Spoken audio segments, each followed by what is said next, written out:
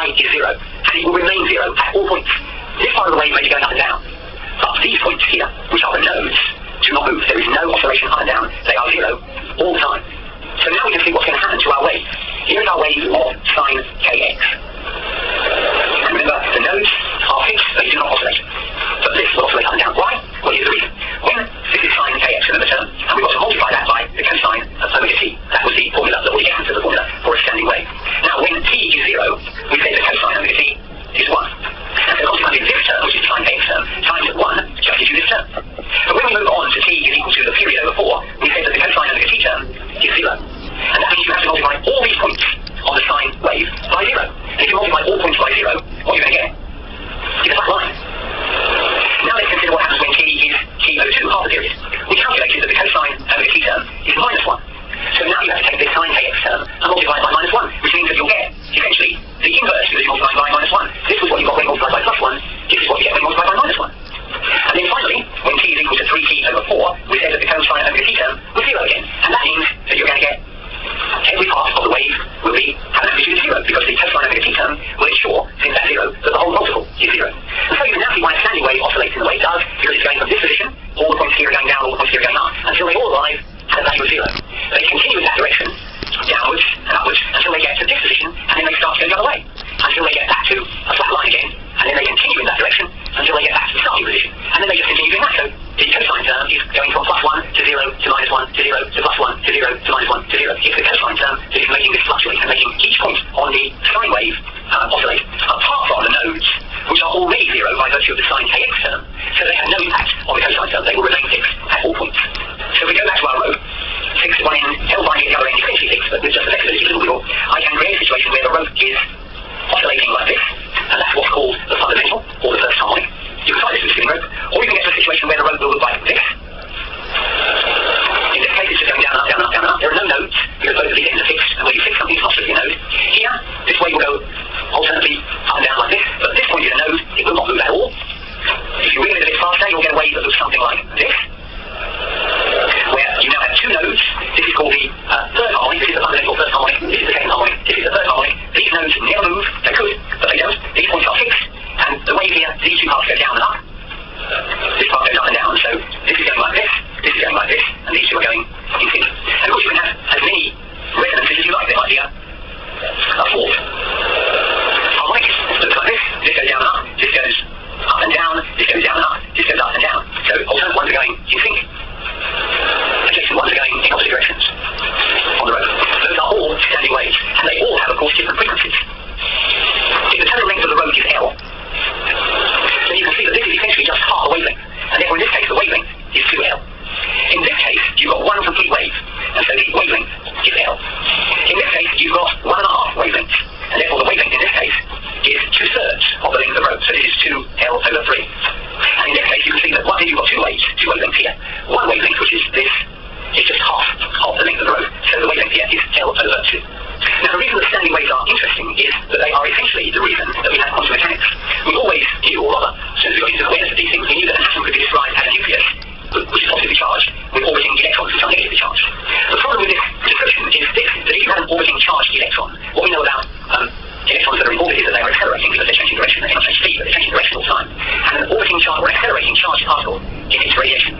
That's in essence how television waves are transmitted from a transmitter. Electrons are accelerated up and down the transmitter, and the consequence is that broadcast waves are sent out for your television aerial to receive.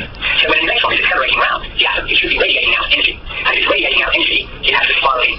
And if it spirals in, it will eventually collide with the nucleus, and the whole thing will be obliterated. And it's calculated that that will happen in 10 to the minus 14 seconds, which is 100 million millionth of a second. So on this analysis, no atom can survive for more than a very small fraction of a second, which means you and I wouldn't survive. So this is obviously the way it works. And it was the quantum mechanics physicist Broglie who suggested that instead of thinking of the electron orbiting the nucleus as a particle, maybe we should consider it orbiting as a wave, and more than that, a standing wave, which means that there is a integer number of wavelengths in the journey around the orbit. And if the orbit length is L, which of course is the circumference, if you like, of this orbit, which is the same as 2 pi r, where r is the radius of the orbit, then there are an integral number of wavelengths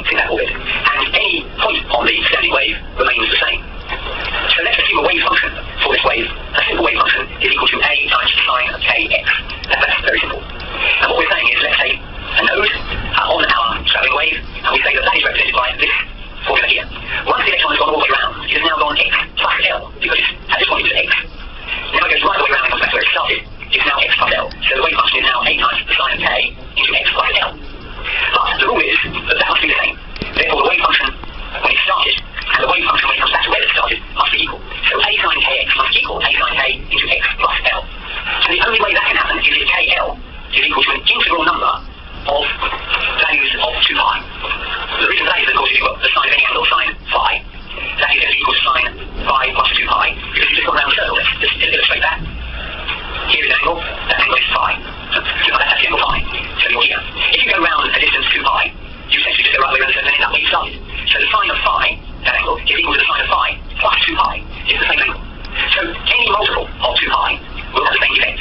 So when we've got phi as a sine kx plus L, that's sine kx plus kl. Kl has to have the value of an integral number, n is an integer, an integral value of 2 pi. So kl must equal integral value of 2 pi. But you remember that earlier we showed that the momentum of a wave is equal to h bar, that's reduced Planck's constant, times k, which means that k is equal to p over h bar. And if we substitute k into this equation here, we get the k, which is now p over h bar, times L is equal to m times 2 pi. And then if we put everything on the other side apart from p, we get that p is equal to m times 2 pi h bar over L. And I remind you that m is an integer. Now these are all constants, 2 pi, h bar, and L of course don't vary. So this is all a constant. And this is momentum. And what this shows you is, and this is where quantum mechanics is born, that the values of p have to be integral values of this amount.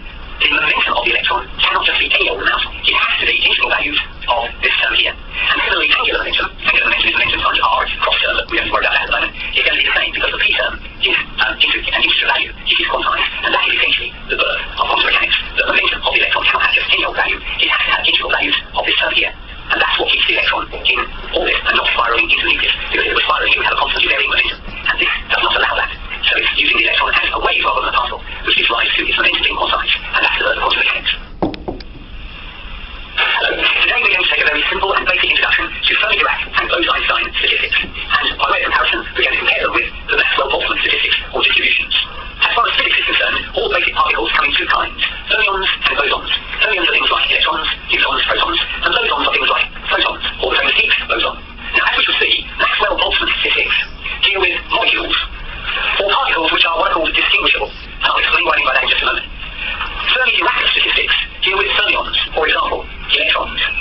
And they are indistinguishable, and they are subject to the Pauli exclusion principle. I will just review what both those mean in a moment. Those Einstein statistics deal with bosons, for example, photons, which are also regarded as indistinguishable, but do not obey the Pauli exclusion principle. And yes, before you ask, that is my washing machine clicking around in the background. Now, what do I mean by distinguishable or indistinguishable? What we mean is, can two particles be identified as separate? Well, in the case of molecules, yes, you can see that one molecule is here, one molecule is there. But in the case of electrons, that's not the case. When we think about these things quantum mechanically, you'll recall that when we say we have an atom, which has a nucleus and an electron orbiting, we said that if you think of an electron as a particle, then you would expect it to spiral into the nucleus and the whole thing to disintegrate in 10 to the minus 14 seconds. But that really doesn't happen. And the reason it doesn't happen is because quantum mechanically we don't think of an electron as a particle, we think of it as a wave. So here is a wave. Now suppose we take another electron. If the wave distribution is very close to the first, then we say that those two particles are indistinguishable because you cannot resolve the distance between them. And the basic rule of thumb is that the wavelength of the wave associated with the particle has to be very much less than the separation between the two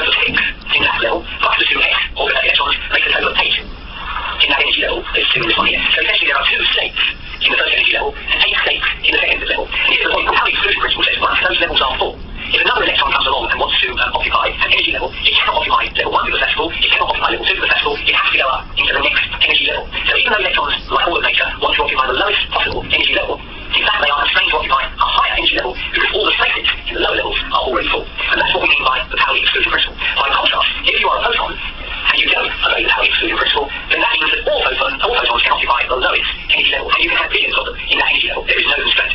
The thing that separates photons from fermions is that we say that fermions have a half integer spin, photons have an integer spin. But that's the technicality, they are different. One of them is subject to Pauli, the other isn't. Now to get us going, I think we'll start with the Maxwell-Boltzmann distribution because we can then compare the other two to it. So let's say this room full of air. So there's a room, and it's got air in it, which will be basically molecules of oxygen and molecules of nitrogen. And we know that those molecules will be moving around the room. Occasionally they will be bumping into one another. Occasionally they will be bumping into the walls of the room. And as they do so, they exchange both momentum and energy. And we know that each molecule will therefore have velocity. When it hits another molecule, it may change that velocity. But for the time being, the energy of each molecule is given by half mv squared. That's the kinetic energy, where v is the velocity. We can also say that whenever a molecule hits the wall and rebounds off the wall, there will be a change in momentum. And we know that force is the rate of change of momentum. We also know that pressure is force over area. So the pressure on the walls of the room will be determined by the force, which is the rate of change of momentum as the molecules hit the wall, divided by the area of the walls of the room. So that's what actually constitutes the pressure of the gas. The gas here, pressure of the gas on the walls, the ceiling and the floor of the room, is governed by the fact that the molecules are every now and again hitting that wall, rebounding off it. The change of momentum, or more importantly, the rate of change of momentum determines the force on that wall, and if you divide that force by the area, you get the pressure. Now there is a pressure law, which I've covered again in one of my other videos, which says that if you keep the volume constant, then the pressure, this is the pressure, and we're talking against temperature. If you keep the volume constant, then the pressure is directly proportional to the temperature. As the temperature increases, so does the pressure, and as the temperature decreases, so does the pressure. So that essentially you start in your room with a pressure and a temperature of this kind. As you reduce the temperature falls, and it does so linearly. Until some point here, you'll see that there is no pressure in the room at all without the pressure being zero. And this happens at a point which we call 0 degrees Kelvin, which is also minus 273 degrees Celsius or centigrade. And what does it mean if the pressure is zero? Well, if the pressure is zero, that means that the force must be zero. So the rate of change of momentum must be zero, which means that the molecules are not moving. The molecules have zero velocity.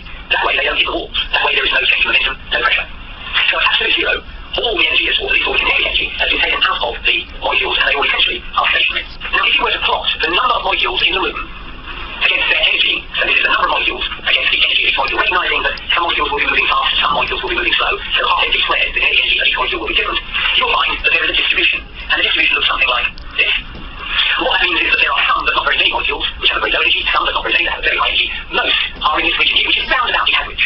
And we showed that actually the average energy in the room, the average energy of all the molecules in the room, is essentially the temperature. The temperature is just a measure of the average energy. And in fact it's related in that the energy is equal to K times T, where K is Boltzmann's constant, and T is the temperature. And Boltzmann's constant is very roughly 10 to the minus 23 joules per degree Kelvin, or very roughly 10 to the minus 4 electron volts per degree Kelvin.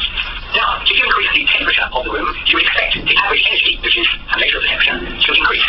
And what you get is a distribution that looks like this as you increase the temperature. What happens is you get more molecules now at higher energy, and the average has moved up as well.